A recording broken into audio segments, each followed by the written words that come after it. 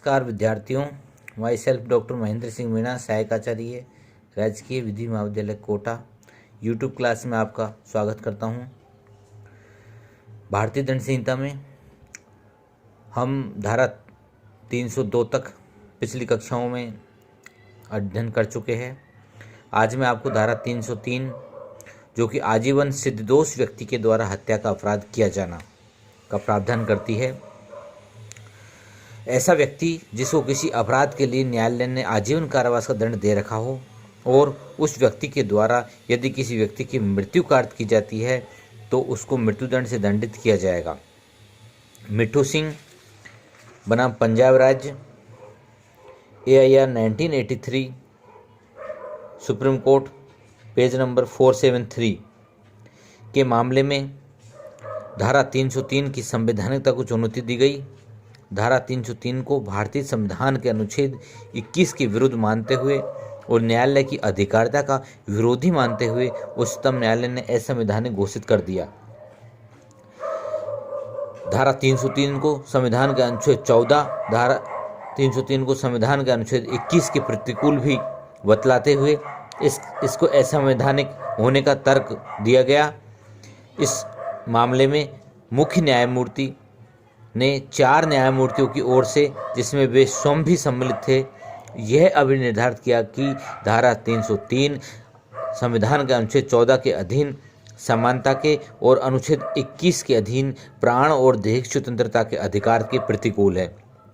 विद्वान न्यायमूर्ति ने कहा कि मूलतः यह धारा आजीवन सिद्धदोष अपराधियों के द्वारा जेल कर्मियों पर हमले आदि को नियंत्रित करने के उद्देश्य से संहिता में रखी गई थी, परंतु विधायिका ने इसके लिए जिस भाषा का चुनाव किया वह उसके आशय से कहीं आगे निकल गई।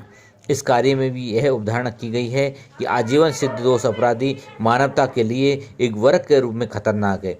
यह अवधारणा किसी वैज्ञानिक आंकड़े से समर्थित नहीं है। न्यायमूर्ति चिन्नप्पा रेड्डी, जिन्होंने अलग पर सहमत निर्णय दिया, ने कहा कि धारा 303 विशिष्ट अनुच्छेद 21 का अनुक्रमण करती है और बैंक राष्ट्रीयकरण के मामले में जिस नवीन विधि शास्त्र का उद्भव हुआ उसने उसे गोपालन की बेड़ी से मुक्त किया। धारा 303 न्यायिक विवेकाधिकार को अवर्जित करती है।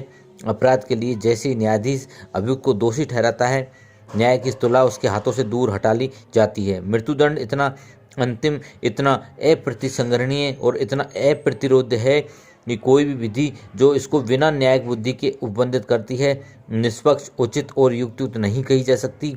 ऐसी विधि को अनिवार्यतः मनमाना और अन्यायपूर्ण कहकर कलंकित किया जाना चाहिए। उपयुक्त निर्णय के कारण हत्या के सभी अपराधियों को, चाहे वे सामान्य हो या आजीवन सिद्धदोष संहिता की धारा 302 के अधीन ही दंडित किया जाना चाहिए, जिसके अंतर्गत आजीवन कारावास और मृत्युदंड के बीच चुनाव करने का न्यायिक विवेकाधिकार होना चाहिए।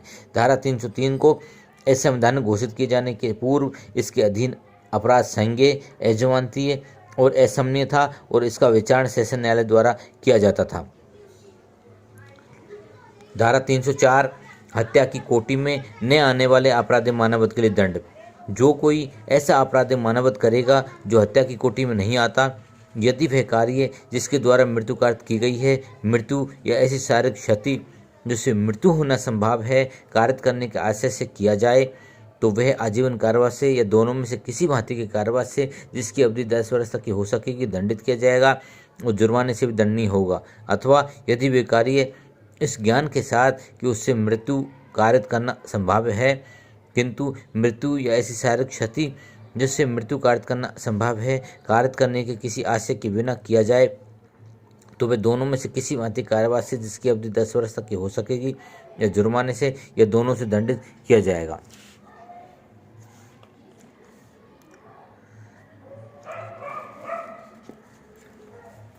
धारा 304A causing death by negligence, उपेक्षा द्वारा मृत्यु कार्य करना। जो कोई उतावलेपन से या उपेक्षापूर्ण किसी ऐसे कार्य से किसी व्यक्ति की मृत्यु कार्य करेगा जो अपराध मानववध की कोटि में नहीं आता, वह दोनों में से किसी भांति के कारावास है, जिसकी अवधि 2 वर्ष तक की हो सकेगी, या जुर्माने से या दोनों से दंडित किया जाएगा। जगन्नाथ बनाम state of Rajasthan, criminal law reporter 1979 Rajasthan के मामले में अभियुक्त जगन्नाथ जब बंदूक चला रहा था तब मृतक वंशी अचानक ही पीछे से सामने आ गया। यह धारण किया गया कि मृतक वंशी की मृत्यु दुर्घटना का परिणाम थी, अभियुक्त के उतावलेपन एवं उपेक्षा का नहीं।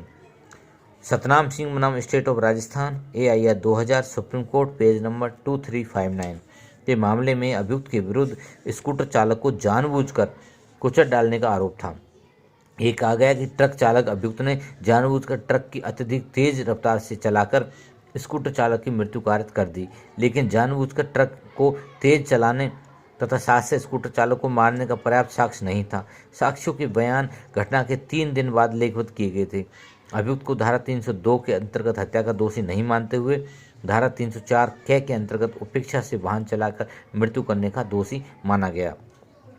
स्टेट ऑफ मध्य प्रदेश बनाम Surendra Singh AIR 2015 supreme court page number 398 के मामले में यह कहा गया कि लापरवाही से वाहन चलाकर किसी व्यक्ति की मृत्यु कारित करने के मामले में भुगती हुई सजा पर छोड़ना न्यायोचित नहीं है।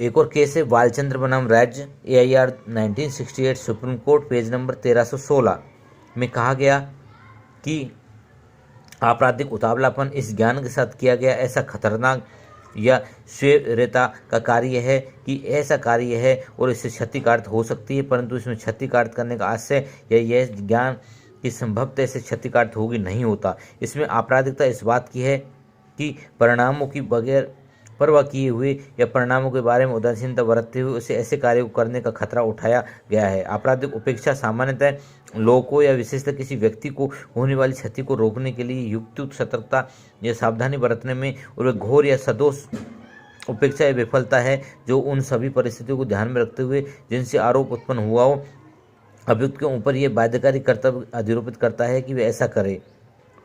उपरोक्त मामले में उच्चतम न्यायालय ने निदा भारती नागभूषण बनाम एम्परर 1872 मद्रास में कही गई इस बात का अनुमोदन किया कि सदोष उतावलापन इस चेतना से कार्य करता है कि अनिष्टकारी अवैध परिणाम हो सकते हैं, पर इस आशा के साथ कि ऐसा नहीं होगा और प्राय इस विश्वास के साथ कि उन परिणामों घटित होने से रोकने की पर्याप्त सावधानियां बरतने का उपाय कार्य करने वाले व्यक्ति ने कर रखा है। चेतना होने के बावजूद भी कार्य करने से आरोपण उत्पन्न होता है। सदोष उपेक्षा इस चेतना के बगैर कार्य करना है कि अवैध और अनिष्टकर प्रभाव घटित होंगे, परंतु उन परिस्थितियों में जो ये स्पष्ट करता है कि कार्य करने वाले व्यक्ति ने उतने ध्यान से उस कार्य को नहीं किया जितने ध्यान से उसे यह कार्य करना चाहिए था, और यदि वह इतना ध्यान रखता तो उसमें वह चेतना भी होती। आरोपण चौकसी के नागरिक कर्तव्य की उपेक्षा से उत्पन्न होता है। धन्यवाद।